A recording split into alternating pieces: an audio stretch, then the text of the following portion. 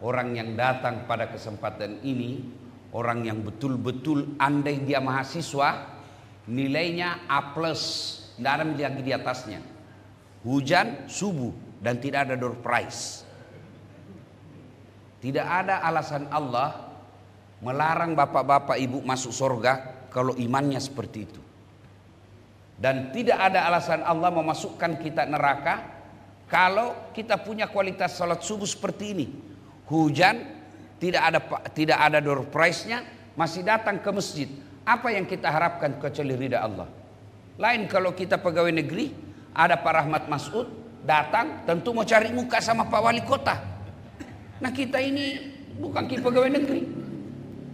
Lain kalau misalnya ada acara di sini, ada door prize, payung, setrika, rice cooker, datang pasti mengharap door prize. Tapi hari ini tidak ada, dan kita datang. Apa yang membuat kita datang? Kita ingin mendapat ridha Allah Subhanahu wa taala. Bapak Ibu yang saya muliakan, ketahuilah orang masuk surga di akhirat kelak bukan karena tidak ada dosanya. Kalau orang masuk surga karena tidak ada dosa, tidak ada isinya surga Pak, kecuali Rasulullah Muhammad SAW. Mana ada manusia di sini tidak ada dosanya? Mana? Saya lihat dulu ini. Muka penuh dosa semua ini Pak. Lalu kenapa orang masuk surga? Ditimbang kebaikannya sebelah kanan, timbang keburukannya sebelah kiri, ternyata perbedaannya lebih berat kebaikannya daripada keburukannya, meskipun selisihnya cuma 0,1%. Dan salah satu pemberat timbangan di akhirat kelak inilah sholat subuh, sholat 2 rakaat sebelum kita menunaikan sholat subuh awal waktu. Awal waktu, jangan Bapak bangun 6:30, sholat sunnah dulu, baru dia sholat wajib. Itu sudah tidak bisa. Sebab kenapa? Sudah lewat waktunya. Bapak Ibu saudara-saudara sekalian. Yang kedua, pernah lihat orang diantar jenazahnya? Pernah? Ibu-ibu pernah ngantar jenazah? Bukan lagi pernah, sering. Nabi sampaikan kalau anak cucunya Adam diantar ke kubur, 3 itu yang ngantar ki. Berapa Ibu? Berapa yang ngantar Ibu? Kalau orang meninggal kata Nabi 3. Tapi kata Nabi 2 yang kembali, 1 yang temani kau di dalam. Apa gerangan? Yang pertama harta, yang kedua keluarga, yang ketiga amal. Tapi 2-nya kembali, 1 tinggal. Keluarga dulu, sanak saudara, anak, istri, famili, teman, ngantar semua. Ibu bapak masuk kubur, ada kira-kira mau masuk temani ki? Ada Ibu? Suami tak Ibu kira-kira mau? Jangankan dia masuk di kubur, duduk saja sampai subuh, tidak ada yang mau Pak. Apalagi mau temani, tidak ada itu. Ibu-ibu, meskipun dia goda kita dulu, kita akan sehidup semati. Kemanapun kau pergi aku akan mengikutimu. Bale-bale kau. Begitu meninggal, ya kawin lagi. Selesai. Mata kanannya menangis, mata kirinya yang mana penggantinya ini. Itulah datang tetangga saya berkata, Ustadz, jelek betul itu tetangga saya. Jelek sekali sifatnya. Kenapa Ibu? Dia bilang, masa itu Ustadz? Belum lagi 3 bulan istrinya meninggal, masih basah kubur istrinya meninggal, dia kawin lagi. Jelek sekali sifatnya tetanggaku. Saya bilang, itu tetanggaku lebih hebat, masih hidup istrinya dia kawin.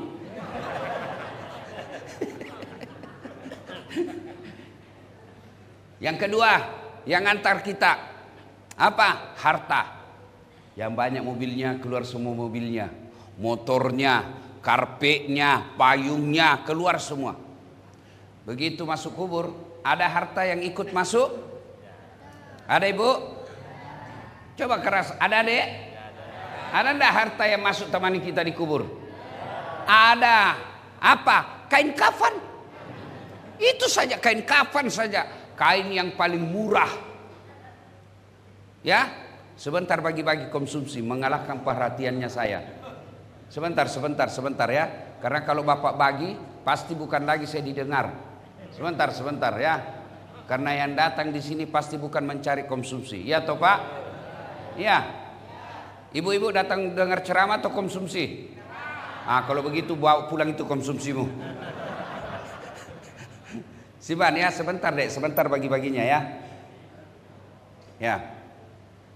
Nah, Bapak Ibu saudara-saudara sekalian, yang kedua mengantar kita harta. Ada harta yang masuk, yaitu kain kafan. Kain paling murah, tidak boleh ada kantongnya, tidak boleh ada jahitannya, tidak boleh ada kancingnya. Ini adik-adik pemuda Pancasila, besok-besok kau mati, jangankan itu, pakai kau lagi kaos kaki dibuka, hartanya ibu, gigi palsu dibuka juga, tidak boleh kau bawa gigi palsu, bawa tidak boleh. Itu bukan asli, yang palsu aja disuruh buka. Harta yang kita bawa hanyalah kain kafan. Ini bapak-bapak ini yang di depan saya, yang muka-muka sakaratil maut ini, nah lio-lio sakarat sama mana bapak dia, bapak ya. Bapak besok-besok meninggal sudahlah, tidak ada harta yang ikut, tidak ada, kecuali kain kafan. Maka ada orang kaya sekali, ini cerita, kaya betul. Ketika usianya sudah senja, dia panggil anaknya, nak, maukah kau menemani saya 1 hari sampai 40 hari dikubur? 40 hari pertama, karena menurut riwayat 40 hari pertama di situ sesi seleksi tanya jawab yang paling berat. Nabi bilang, temani karena 40 hari setelah dimakamkan, ambil kau hartaku 50%. Nabi bilang anaknya, mau dia apa harta 50%? 40 hari di dalam, tidak mau saya pak. Kecewalah bapaknya, dia bilang, setengah mati ku carikan harta ini anak. 40 hari saja saya suruh temani kak, dia tidak mau. Dia bilang sama istrinya, kau mungkin sayang temani kak setelah meninggal? Dia bilang, anakmu saja tidak mau. Akhirnya dia panggil adiknya, dek, kau barangkali saudaraku yang mau temani saya. Dia bilang saudaranya, anak istrimu saja tidak mau, apalagi saya. Akhirnya dia bikin pengumuman, siapa yang mau menemani saya 40 hari pertama dalam kubur, saya berikan hadiah, ambil semua hartaku 50%. Sebarkan pengumuman ini di grup-grup WhatsApp. Tidak ada. Satu yang mendaftar, paling miskin di kampung itu. Apa kekayaannya? Satu aja kekayaannya pak. Apa? Kampak. Tahu kampak ibu? Wase. Kampak. Itu aja kekayaannya pak. Tiba waktunya meninggal betul ini orang kaya. Lalu ditandatangani sudah itu, dia bilang saya setuju, saya temani kau 40 hari.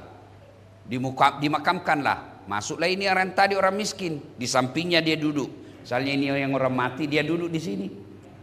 Datang malaikat pencabut nyawa, dia lihat, kenapa ada orang hidup di sini? Baru saya dapat ini orang hidup ada dalam kubur.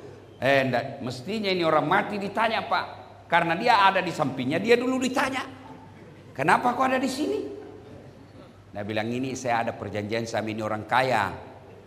Kalau saya temani hari pertama sampai 40, nah kasihkah hartanya 50%, karena saya ini orang miskin. Dia bilang, masa miskin betul kok? Dia bilang, ya saya miskin. Ditanya lah dia, masa enggak ada hartamu? Dia bilang, ada sih, kampak. Itu kampak. Mulailah ditanya dia pak, kampakmu dari mana? Apa kau belikan? 1 hari ditanya pak. Begitu mau maghrib, Nabi bilang malaikat, sampai di sini saja pertanyaan, besok lagi dilanjut. Besok pagi datang lagi malaikat. Besok kemarin itu kita tanya soal dari mana kampakmu. Sekarang itu kampakmu kau gunakan untuk apa? 1 hari juga proses tanyanya pak. Ini balik ini dipakai ini pakai ini. Maghrib besok lagi dilanjut. Hari ketiga datang lagi malaikat. Pohon-pohon apa yang kau tebang? Ditanya lagi 1 hari, besok lagi. Begitu seterusnya. Di hari ke-40 datang malaikat, belum ditanya dia lompat naik ke atas. Bertepuk tangan semua orang. Hebat. Dapat maku harta. Dapat mi harta ini. Ambillah 50%. Apa dia bilang tukang kampak? Apa 50%? Tidak mau saya, ini saja kampak 40 hari saya ditanya. Dengar ini adik-adik pemuda Pancasila. Itu baru kampak. Bagaimana kalau ada mobilmu? Ditanya semua itu. Maka bapak-bapak yang punya harta banyak, bukan hartanya yang dia akan masalah. Yang jadi masalah pertanyaan soal harta itu. Bapak-bapak yang pedagang akan ditanya bagaimana caramu berdagang. Jangan sampai katakan baru padahal sudah tua. Allah halalkan jual beli. Wa ahallallahu bai'a wa harramar riba. Allah halalkan jual beli tapi Allah haramkan riba. Salah satu model riba itu dosanya yang paling kecil namanya riba, kau perkosa ibu kandungmu. Itu yang paling ringan dosanya. Mana itu riba? Misalnya jual langsat. Manis enggak ini? Manis. Padahal kecut. Ada caranya Pak. Kalau pergi penjual langsat, ada caranya saya kasih. Manis ini dek. Manis Ustaz. Aduh sayang. Padahal saya cari yang kecut karena istriku ngidam. Langsung dia bilang, oh dicampur gini Pak Ustaz. Ada Pak. Bapak saudara-saudara sekalian. Yang ketiga yang mengantar kita. Tadi harta, dua keluarga, yang ketiga amal. Masuklah kita. Inilah yang setia yang akan menemani kita di alam kubur. Cuma amal itu ada dua. Amal kebaikan, amal keburukan. Masuk, pulanglah pengantar. Kata Nabi, masih terdengar suara kakinya yang terakhir kembali dari pemakaman, masih kedengar kakinya, sudah datang malaikat. Dia akan menyodorkan pertanyaan. Tapi bapak-bapak yang rajin sholat, seperti datang subuh seperti ini, dan dia hampir 5 waktu selalu ada di masjid, tidak usah cemas Pak. Bukan bapak yang akan jawab pertanyaannya malaikat. Siapa yang akan jawab? Sholatnya. Begitu malaikat, ini orang yang baik sholatnya, yang tidak baik sholatnya. Datang malaikat. Oh, dia sudah pakai godam. Godamnya itu malaikat kata Nabi, 7 kali beratnya dunia dan isinya baru sama. Nah putar nih. Sudah lama kau kutunggu. Kau yang paling banyak ceritamu itu di Deker. Kau yang paling banyak ceritamu warung kopi. Mulai dia ditanya, Marabuka, siapa Tuhanmu? Kaget dia, langsung dia bilang, tunggu dulu, orang baru datang ini, kasih kita dulu space beristirahat. Ini orang tipe-tipe yang suka berdebat. Tipe-tipe orang suka debat, biar malaikat mau dia debat. Ditanya lagi, Marabuka, siapa Tuhanmu? Kaget, langsung dia bilang, ketuhanan yang Maha Esa. Langsung di blender. Ini kalau baik solatnya, tidak baik solatnya. Dan ketahuilah ketika selesai, datanglah seorang utusan. Ada utusan. Lalu orang ini yang dikubur ini kaget. Dan dia berkata, Man anta? Siapa kamu? Dia bilang, saya lah solatmu ini yang kau lalaikan waktu kau hidup. Untuk apa kau datang di sini? Allah perintahkan menyiksa kamu sampai hari kiamat. Yang menurut kitab Durratun Nasihin, ini adalah ular, ekornya cuma 1, kepalanya tidak bisa dihitung. Apa tugasnya? Dia lilit orang yang ada ini, yang tidak sholat, sampai hari kiamat. Nenek kita yang meninggal 50 tahun yang lalu, orang-orang yang dijajah zaman Belanda, zaman Jepang, 100 tahun yang lalu meninggal, sampai sekarang belum masuk surga. Sampai sekarang belum ada misinya neraka. Mereka menunggu di kubur. Kalau baik sholatnya, aman dia dikubur. Itu tadi yang tidak baik solatnya.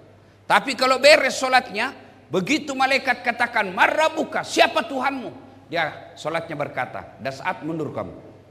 Mundur. Saya yang jaga kamu sekarang. Waktu kau hidup kau rajin jaga saya, saatnya kembali saya yang jaga kamu. Marabuka, siapa Tuhanmu? Solatnya menjawab, Allahu Akbar. Mungkar giling kepala. Jago ini. Barusan saya dapat. Hebat ini. Ditanya lagi, Man nabiuka? Siapa nabimu? Salatnya menjawab lagi, Asyhadu an la ilaha illallah wa asyhadu anna Muhammadar Rasulullah. Malaikat mungkar makin muka. Luar biasa. Anak pasar baru ini. Akhirnya dia bilang nakir, mungkar, kir. Kau yang nakir. Nakir, kau yang maju. Kata malaikat Nakir, saya kan cuma wakil, kau ajak menyerah apalagi saya. Jadi bagaimana? Sudah kita naik lapor kepada Allah. Dia tidak lanjutkan pertanyaan 3, 4, 5. Dia naik merapor.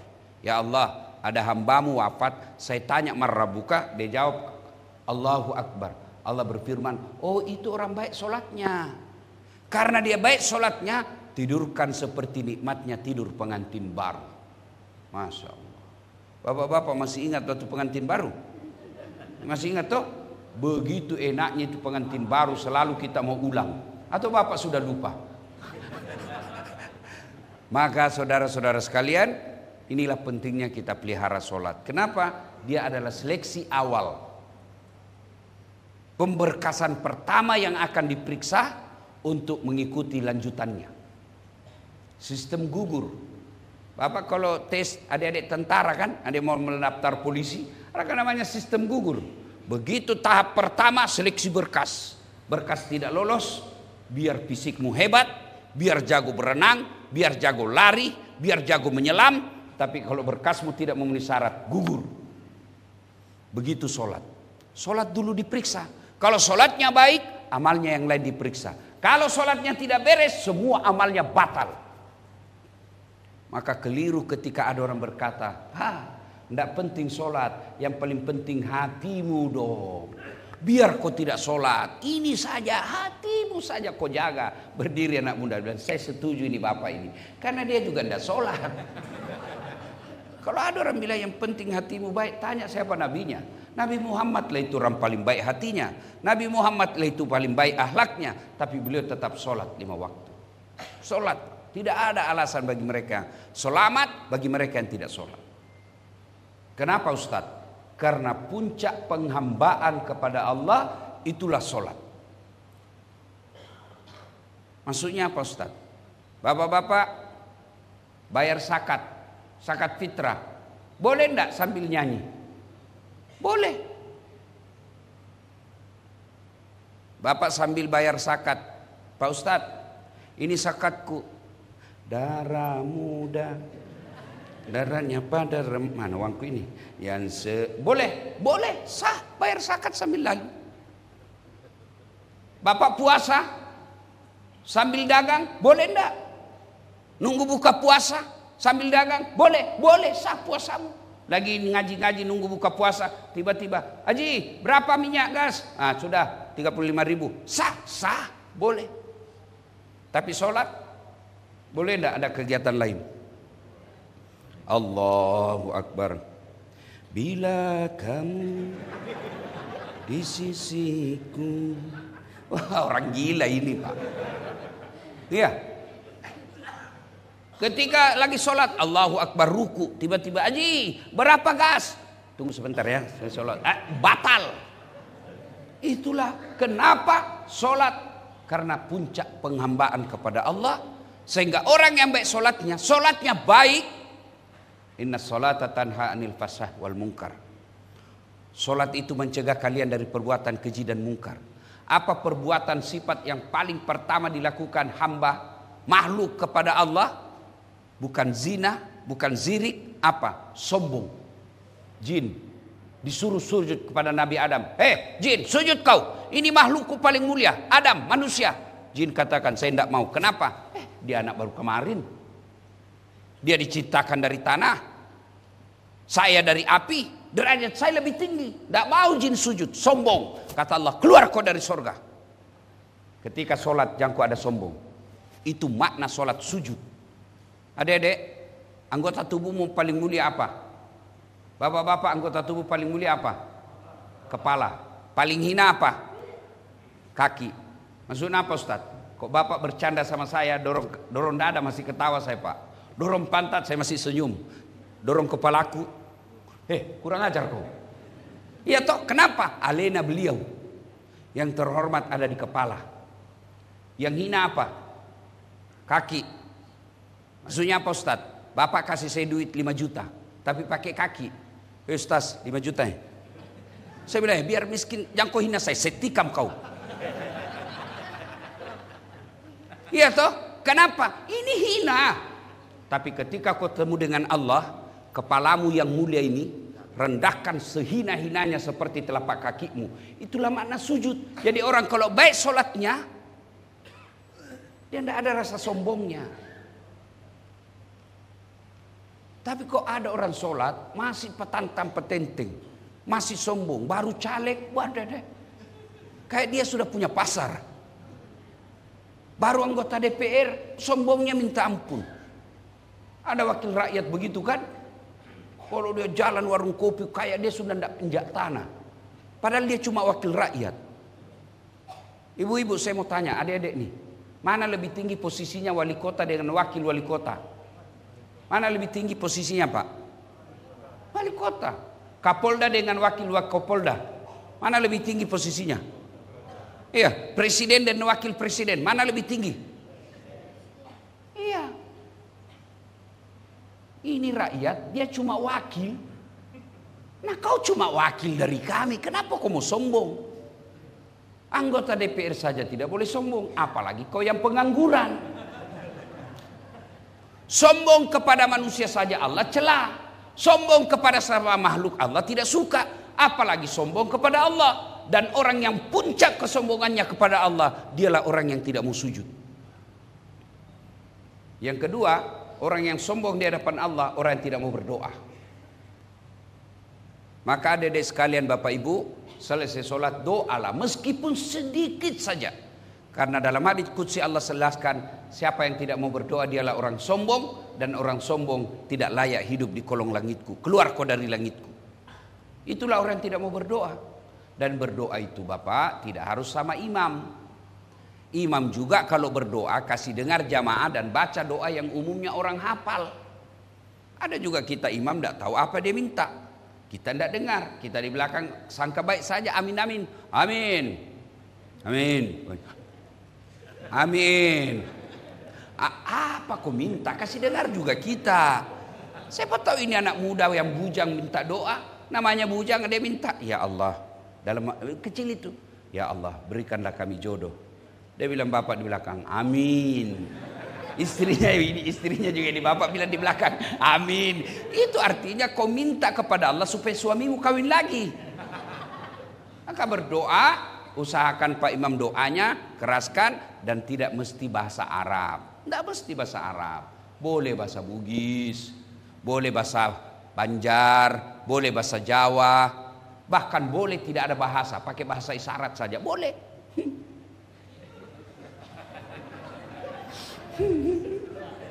Oh caleg yang gagal ini Pak.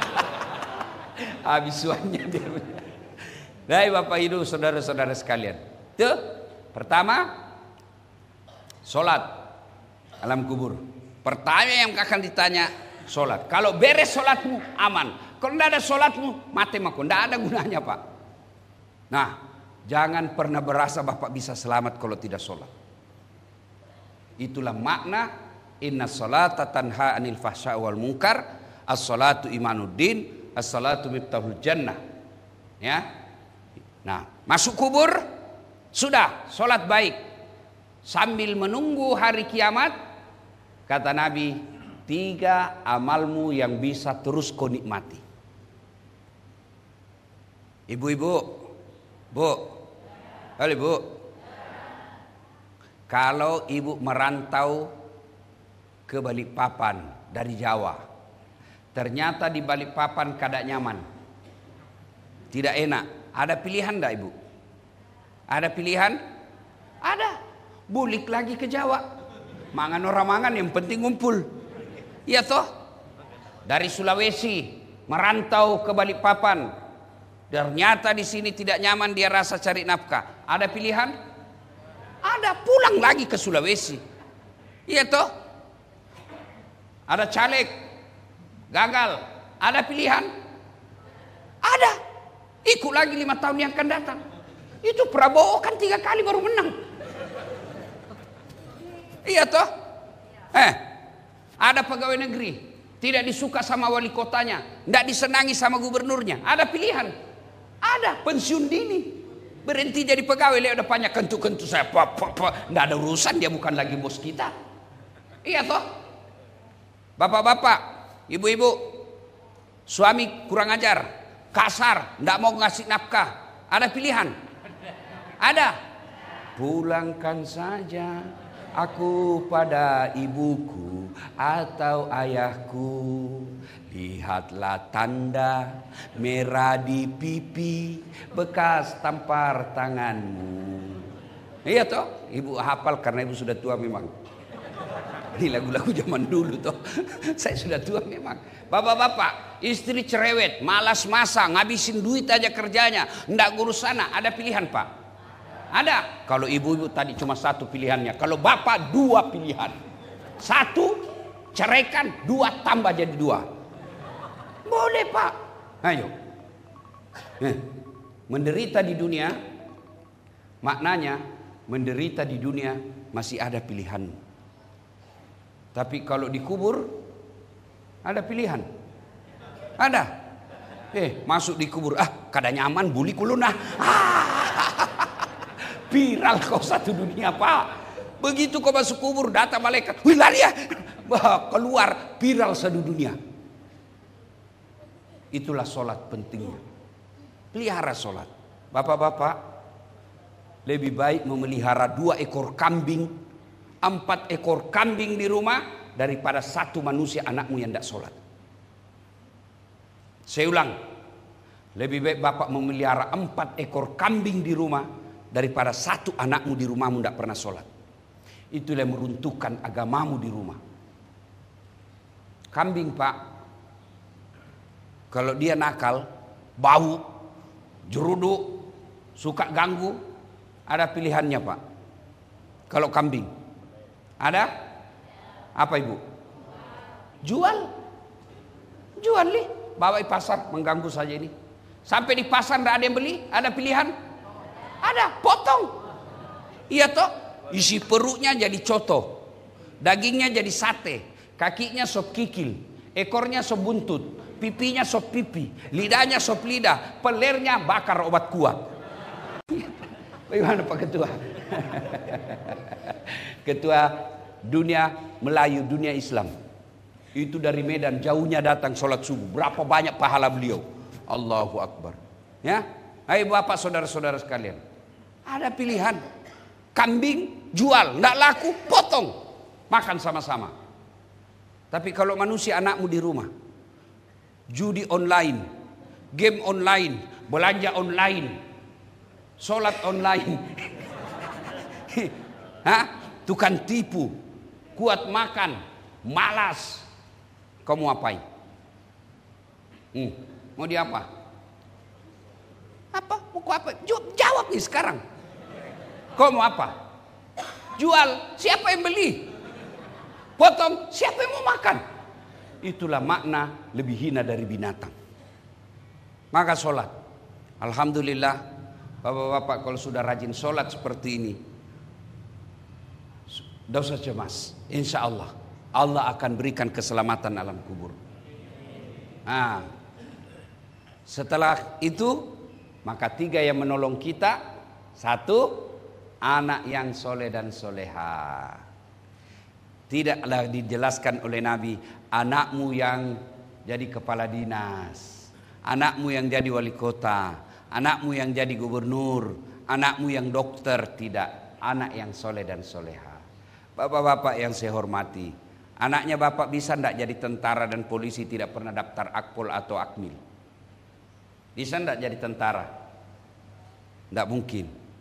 Ibu-ibu, bisa tidak anak kita jadi anggota DPR tidak pernah caleg? Bisa tidak? Bisa, bawa sendiri kursi duduk di pekarangan. Jadi orang gila. Ya toh? Ya. Bisa tidak ibu-ibu anaknya, bapak-bapak? Bisa tidak anaknya bapak jadi dokter, tidak pernah kuliah fakultas kedokteran? Tidak mungkin toh. Bisa tidak anak kita jadi insinyur, tidak pernah kuliah di teknik? Tidak mungkin. Tapi bisa tidak anak bapak soleh dan soleha meskipun tidak jadi polisi dan tentara? Bisa. Bisa tidak anak kita jadi soleh dan soleha meskipun tidak dokter? Bisa. Lalu kenapa kita rasanya lebih senang anak kita jadi dokter, jadi tentara, polisi, jadi anggota DPR? dan tidak pernah risau meskipun dia tidak sholat.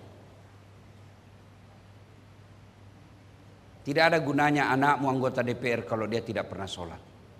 Karena DPR-nya dia tidak akan bawa masukkan kubur. Tidak ada anakmu jadi dokter yang kau bayar sampai puluhan juta menyogok supaya lulus. Lalu anakmu itu dokter yang tidak pernah sholat. Meskipun anak kita pengangguran atau kerjanya cuma jual-jual sayur di pasar, tapi 5 waktunya lengkap di masjid. Itulah yang akan menolongmu nanti di kubur. Bapak Ibu, terutama kita yang sudah tua, mau tiap masa depan Bapak dikubur, mau tahu masa depan Bapak dikubur, lihat anakmu sekarang. Lihat anakmu sekarang. Kalau anakmu tidak pernah kau dapati pergi pengajian, anakmu tidak pernah kau lihat ke masjid berjamaah, bakal sengsaralah hidup kita di kubur nanti. Maka bapak-bapak yang punya anak, dorong anak ke masjid. Beliau juga ketua BKPRMI, ketua umum pemuda remaja masjid se-Indonesia. Adik-adik, ini yang ceramah sekarang tidak pernah mondok, tidak pernah sepesantren. Coba bandingkan ustadz, sebut ke ustadz kondang sekarang di Indonesia. Sebut. Guru kita Ustadz Abdul Somad dari Mesir, guru kita Adi Hidayat dari Libya, guru kita Haddan Antaki dari Mesir semua. Dasat Latif dari Unhas, Sospol. Kok bisa jadi ustadz? Saya pikir-pikir salah satu sebabnya Allah pelihara saya, rumah saya tempat tinggal selalu dekat dari masjid. Di kampung rumah saya tidak sampai 200 meter dari masjid. Saya pindah ke Makassar setelah tamat SMP. Pertama kali saya tinggal di Makassar, tinggal Yosudarso, dekat juga dari masjid. Pindah dari Yosudarso ngontrak ke Jalan Harimau. Oh, lebih dekat lagi. Cuma guling-guling saya ketua sudah sampai di masjid. Pindah lagi di situ, ketok Dopuli lagi. Dekat lagi dari masjid. Sekarang saya tinggal di Hertasning. Tidak ada masjid. Saya bangun masjid depannya. Bapak-bapak kalau mau kirim anakmu ke Jawa, mau kirim anakmu ke Makassar, mau ngontrak atau beli rumah, lihat yang dekat dari masjid. Pergi lihat rumah 10 menit dari bandara. Tiap hari kau mau pindah pesawat. 10 menit dari rumah sakit. Berdoa kau supaya kau tidak indak rumah sakit nak kau meninggal. 10 menit dari pasar mall. Mau kau tiap hari pergi belanja. Cari masjid 10 menit dari rumah. 10 masjid dari masjid. Ada anak muda, dia bisa lari berkilo-kilometer. Ada orang tua, dia boleh naik sepeda sampai puluhan kilometer. Rumahnya dari masjid dalam kompleks tidak pernah dikunjungi. Kalau ada anakmu begitu, bakal sengsaralah kau di alam kubur. Anak yang soleh dan soleha. Yang kedua, yang bisa menolong kita di alam kubur, harta yang telah kita sedekahkan. Ibu-ibu, Bu, ini yang di depan-depan ini semua yang banyak emasnya. Ibu, ini yang banyak emasnya. Ibu, yang banyak emasnya. Ibu, yang banyak emasnya. Kalau ibu meninggal nanti siapa yang pakai itu emasmu, Bu? Anak, istri kedua. Kawin lagi tuh, kawin lagi suamimu. Begitu ibu meninggal, dah cabut satu-satu itu emasmu. Dikawin, cincin kawin kita ibu. Dicabut. Diambil lagi gelang ini dulu waktu kita ke Dubai ibu. Cabut.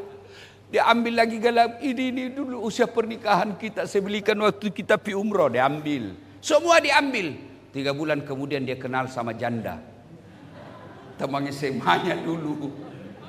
Dia ambil semua itu emasmu, baru dia bilang ambil aja di cincin mantan istriku sudah mati. Daripada itu cincinmu Bu, dia pakai janda.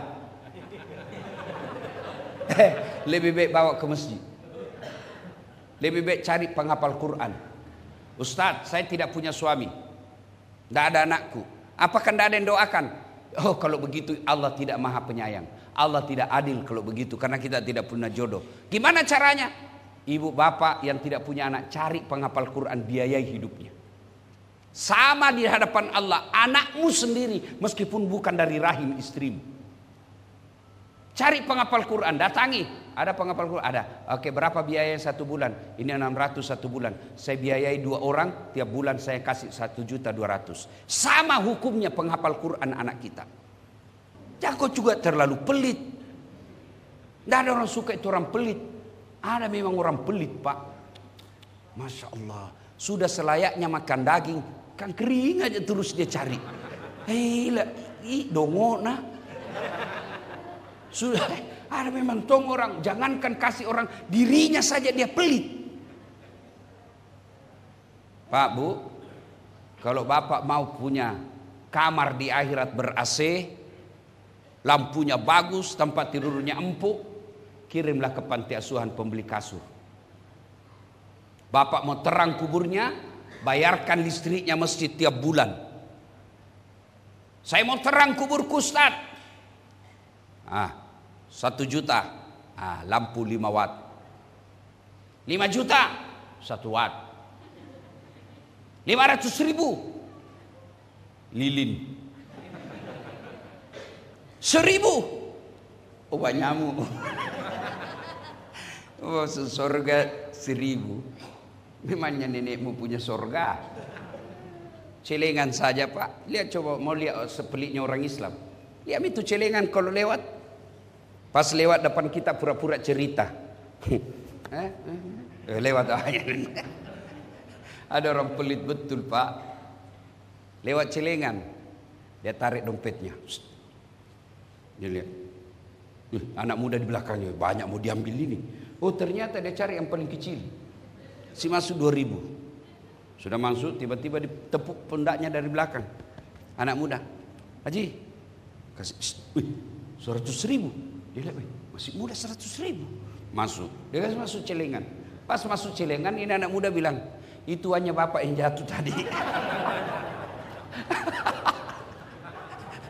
Begitu pelitnya di orang, dia datangi takmir masjid. Dia bilang ada orang 100.000 salah masuk ini. Begini mau masuk surga, nenekmu punya surga. Kencing aja di Makassar itu, Pak, 2.000 baru kelar.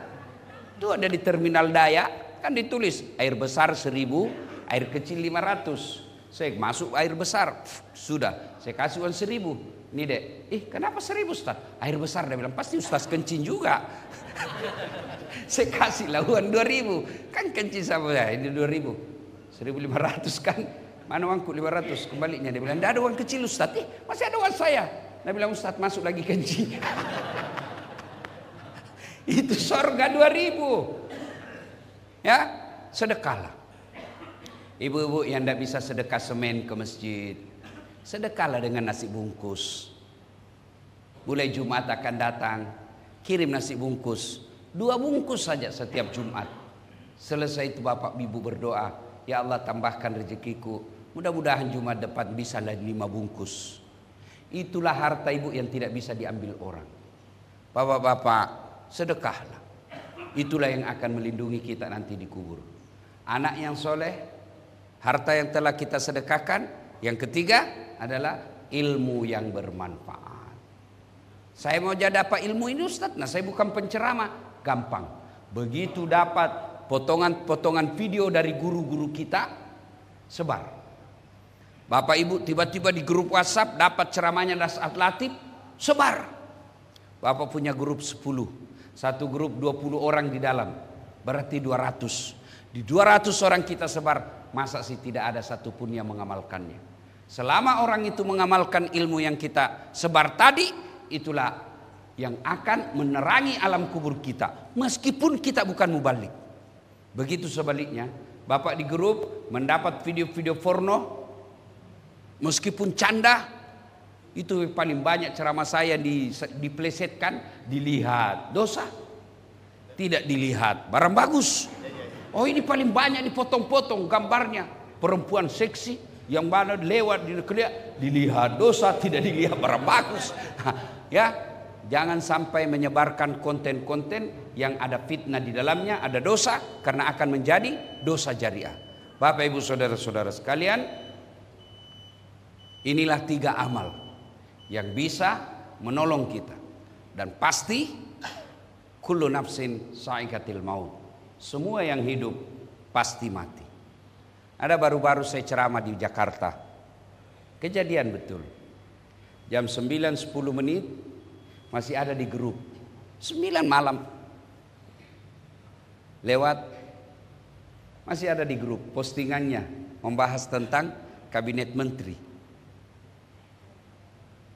Tidak sampai 30 menit masuk lagi. Innalillahi wa inna ilaihi rajiun. Siapa yang meninggal? Yang tadi posting terakhir. Sering kita lihat begitu. Masa meninggal? Iya. Meninggal. Masa? Saya masih ketemu di pasar minggu lalu. Meninggal. Masa sih? Masih ada warung kopi 2 hari yang lalu. Bagaimana kalau kita yang tiba-tiba meninggal dan tidak punya bekal? Kematian bukan nomor urut. Kalau kematian nomor urut berdasarkan umur, yang tua-tua dulu di depan saya ini yang duluan. Tapi kematian nomor undian. Siapa yang naik siap kok. Maka pelihara solat adalah bukti konkret kita siap menghadapi kematian. Demikian, mudah-mudahan ada manfaat. Saya tidak tahu apa ada tanya jawab atau tidak. Kalau ada silakan, saya persilakan. Tidak ada?